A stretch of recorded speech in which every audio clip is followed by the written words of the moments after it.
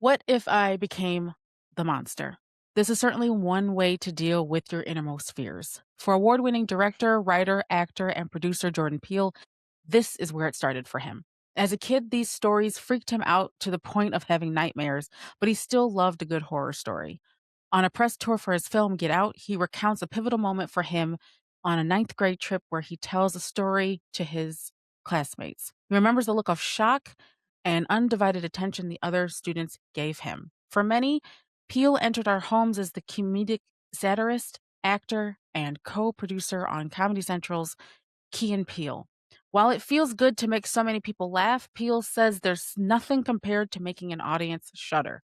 That's what has really stuck with him all of these years. From captivating his young audience as a high schooler to writing the script for Get Out, the driving force for wanting to make horror films has been the internal question: what if I became the monster?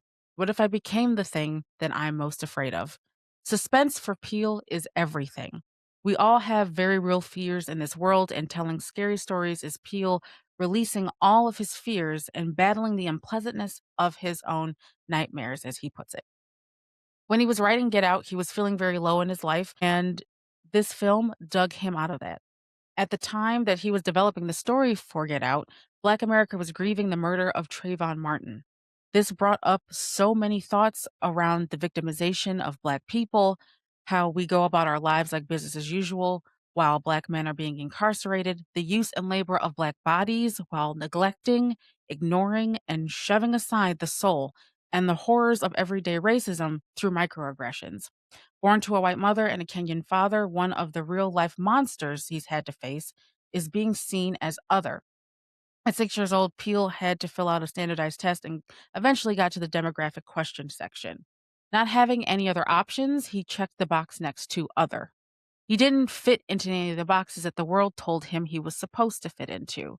This would be the inspiration for the film Us, tackling that feeling of being seen and answering the question: what if the invading force has been our face or is our face? Still, there's always room for comedy, and in fact, Peele uses this against his audience. His writing style often leads the audience assuming that we know where it's headed, only for it to go in an entirely different direction, giving us a moment of comedic relief, leaving us just vulnerable enough to bring this horror right back to the surface.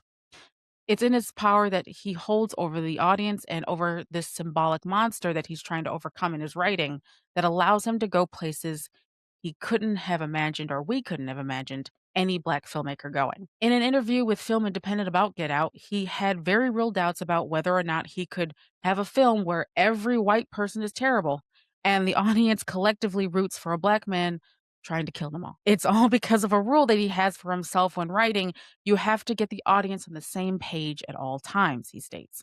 He not only dreams up the unexpected, making for a very engaged audience locked in for a good horror film, but also embedding thoughtful commentary about race, being seen as the other, and our obsession with spectacle. This is why we're giving Jordan Peele his flowers. If you haven't already watched his films, we highly recommend that you do so.